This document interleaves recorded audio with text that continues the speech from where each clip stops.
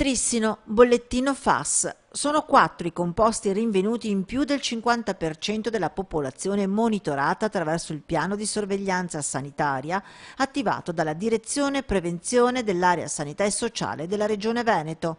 Ad emergere col passare del tempo è anche una netta crescita lineare delle concentrazioni del siero nell'area identificata.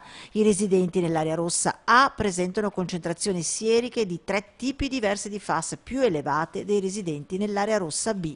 Maggiori concentrazioni sono state riscontrate tra i maschi. I dati poi evidenziano che i valori sono più alti nella zona A per chi consuma ortaggi irrigati con acqua di pozzo rispetto all'area B, dove era coinvolta la rete acquedottistica, peraltro messa ora in sicurezza grazie ai filtri. Ad essere fuori norma sono poi i valori del colesterolo, in particolare con l'aumentare dell'età. Un lavoro, quello della Regione straordinario, che vede coinvolte oltre 17.000 persone, di cui quasi 14.000 sono già disponibili tutti gli esiti.